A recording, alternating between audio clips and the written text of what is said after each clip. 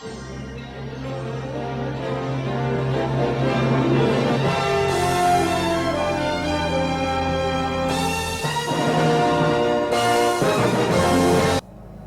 subscribers and non-subscribers, and welcome to another episode of ChäoS. Let's go ahead and load up the game.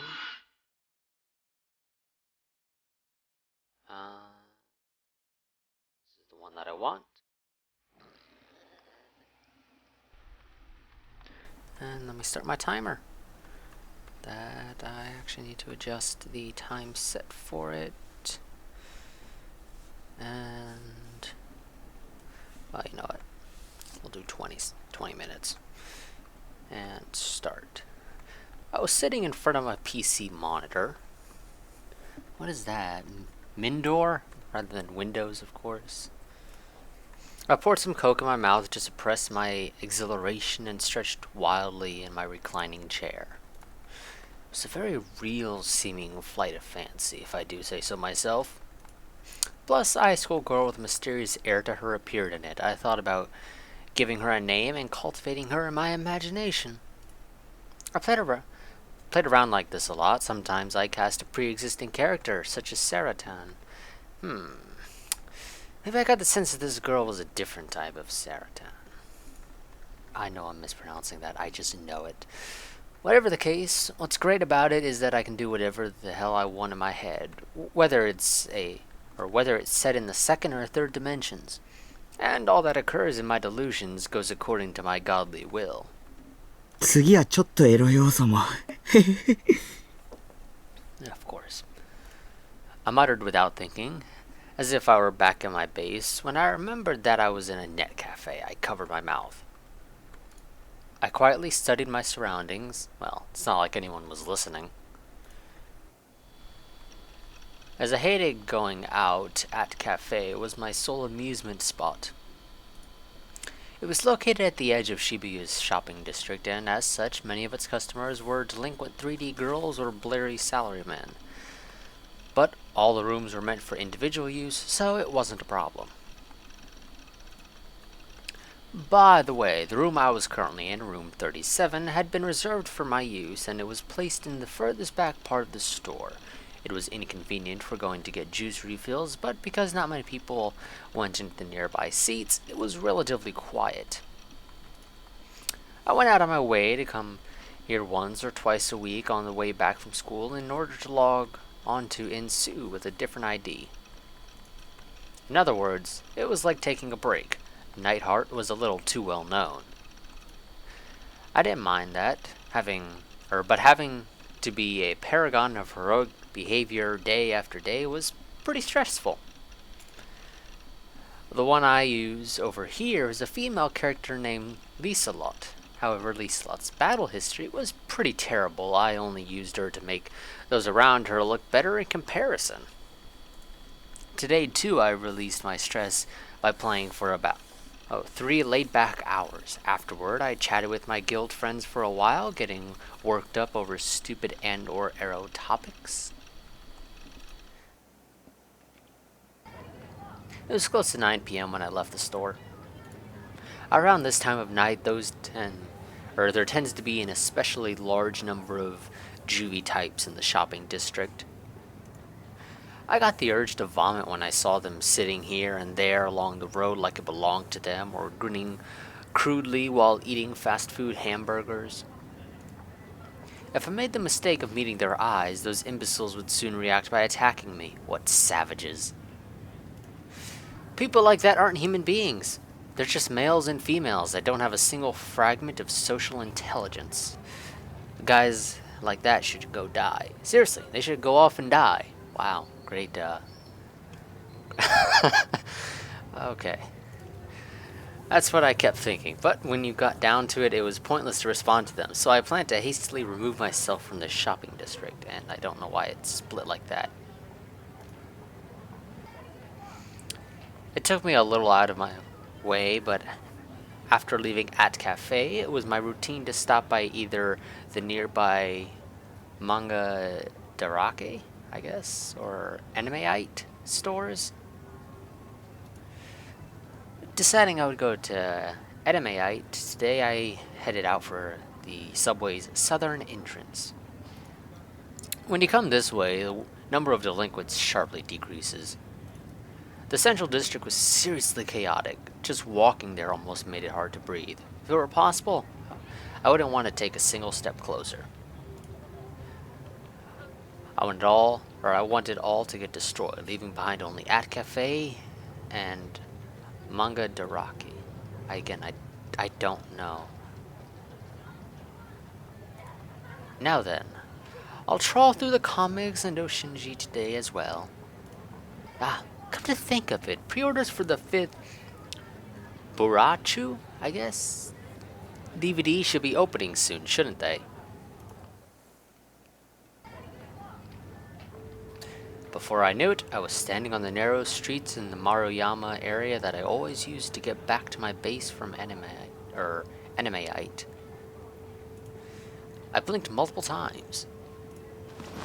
I took a peek inside my bag. Several textbooks and a gaming-enabled cell phone were the only things inside. When they say gaming-enabled cell phone, they're probably just referring to a smartphone. But they just specified gaming-enabled cell phone. For whatever reason. I hadn't bought anything at Animeite today, despite the fact that I always buy something there, without fail. I let out a sigh and began walking again. From here, it would take less than 15 minutes to get back to my base. Merely moving a little ways away from the station was enough to make the dazzling lights and neon vanish, and the presence of other people grow scarce.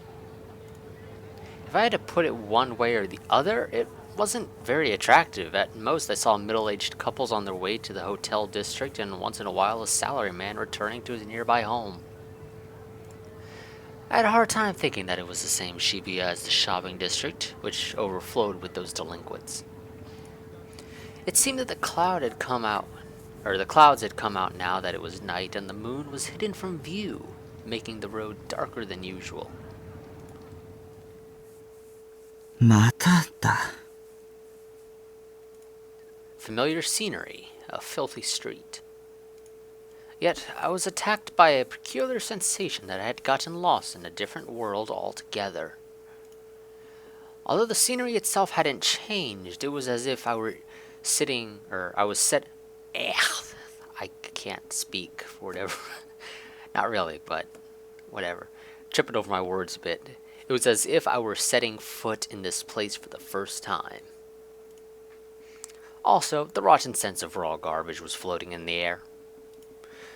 The seeping moisture that clung to my skin was enough to make me mistakenly think it was raining. The air seemed to paste itself to me. いや、ちょっと待った。 Seems familiar, don't it? When was again referring to? When had I previously experienced ChäoS view? Damn it. Reality and my delusions were getting mixed together. Now my thoughts were starting to resemble the stereotypical analysis offered by some sketchy expert on a TV variety show. Weren't they? Anyway, I was certainly experiencing ChäoS vu at this very moment. And that wasn't all. The prickling along the muscles of my neck, the sensation that someone looking down on me from heavens, I should probably say from the heavens. So either from heaven or from the heavens are really the only ways that would make sense. It wasn't a hallucination. No matter how I sped up my pace, the gaze followed me wherever I went.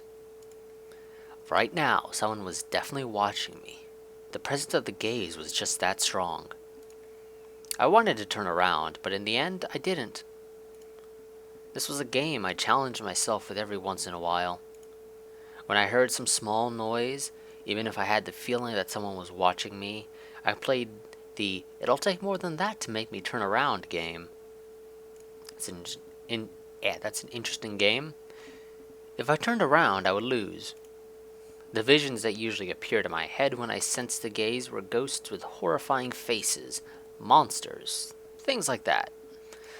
Well, whatever the case, In these past 17 years, there wasn't a single instance of me turning around and actually finding something there. With that limited guarantee of safety attached to it, I came to enjoy this single-player mental game. I would listen carefully to the wind, raise one eyebrow, and make a dubious face, try saying manga-esque lines. Because the reason I didn't turn around wasn't because I was scared or anything. Right, that's definitely why. 貴様、見ているな。その目誰の目？なんちゃって。Uh-huh. I had meant to make an urgent show of my own nonchalance, but before I realized it, my feet had stopped. Sensing a faint alteration in the strained air, I cowered. At some point, my face had become soaked with sweat and my knees seemed about to start knocking.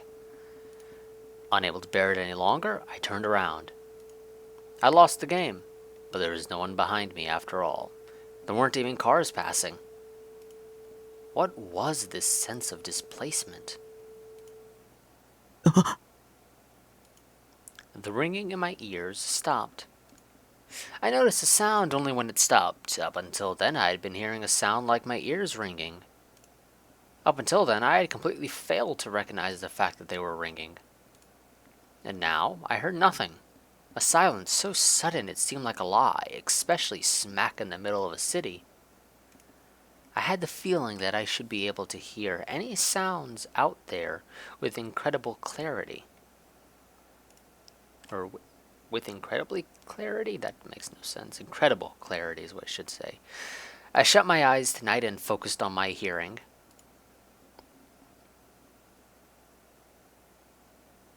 But of course, I heard nothing. Strange. This was really strange.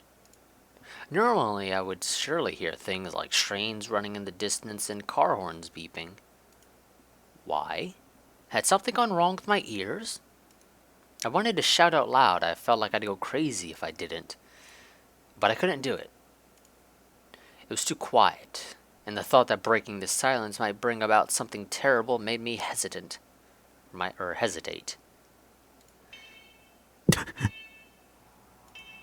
A single sound unexpectedly entered my soundless world. When I glanced over, at the end of the dirty road lay fallen numerous shining somethings. They were strewn about to cover the asphalt. 十字架？ The instant I recognized them as such, my feet, which before had refused to so much as twitched, spontaneously stepped forward. Upon picking up one of these scattered crosses, I found that it was made of metal, and its lengthy point sharpened into something like a needle. A stake? Or a nail? Now, I've never seen a nail like that. Because it was shaped strangely, I'd mistaken it for a cross. I felt buoyant as I gripped this stake in my hand. Well, I mean, it does have a cross shape. It's still technically a cross to a degree, just with a point at the end. I could hear it, the softly resounding music of something or other. A chilly sound, one that made the muscles of my back freeze up. It came to me at intervals. My feet wouldn't stop. I continued walking as though my consciousness were being sucked into that sound's direction. Was I being driven by morbid curiosity? Or was it because I wanted someone to save me? Because I wanted to be lifted out of that soundless world? This was turning out almost like a German folk tale. How did it go? That's right, the Pied Pepper of Hamelin. Over 100 children were lured away by the sound of his pipe. The sound didn't stop. The unpleasant sound of something being hammered grew closer and closer as I continued forward. The sound was coming from the depths of a narrow alleyway to my left. If I turned the corner, I would discover its source. Why didn't I think of drawing back? The idea didn't even occur to me. It was as though I was being made to move by something outside me. So I turned the corner, and what leapt into my eyes was floating up out of the darkness, a brilliant red.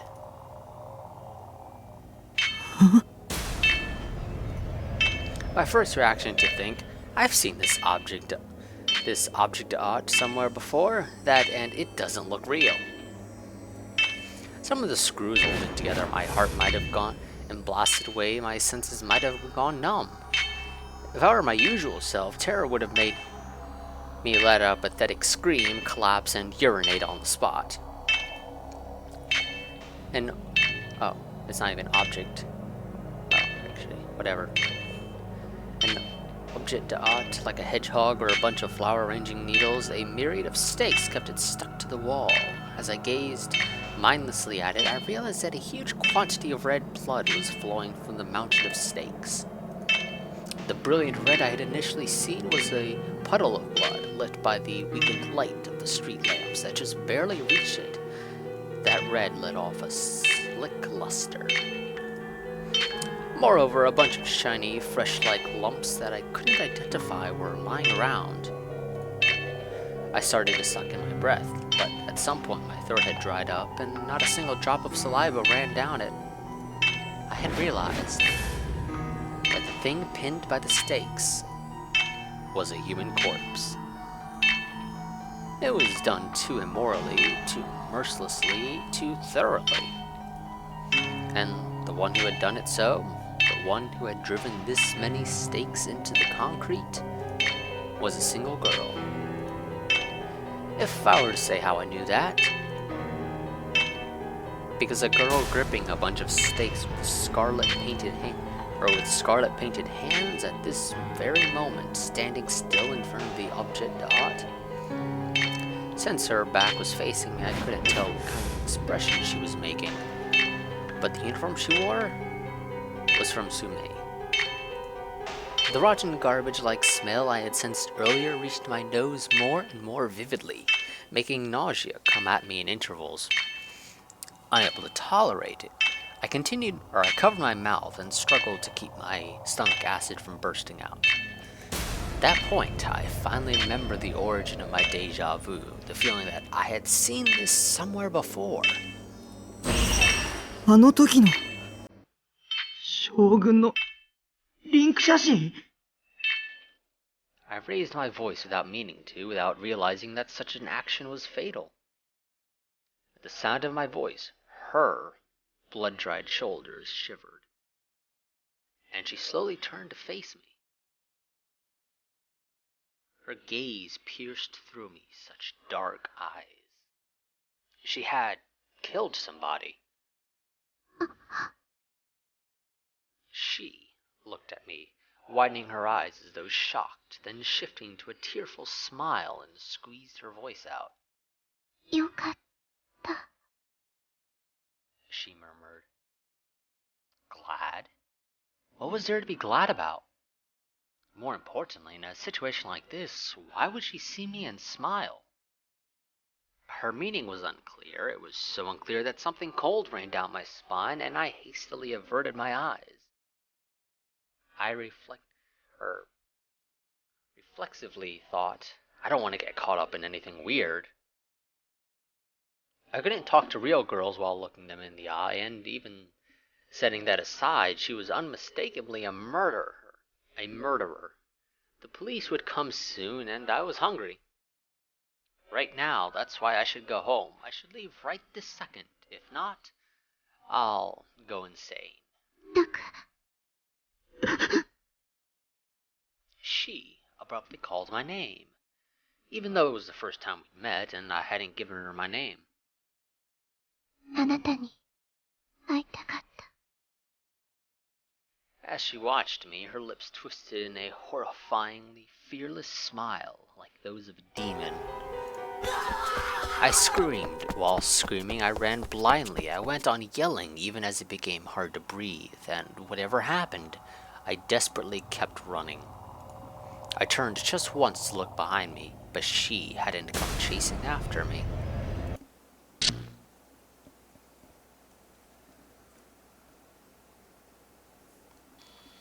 I think this might be a good place to stop it, and I think my timer is about to go off.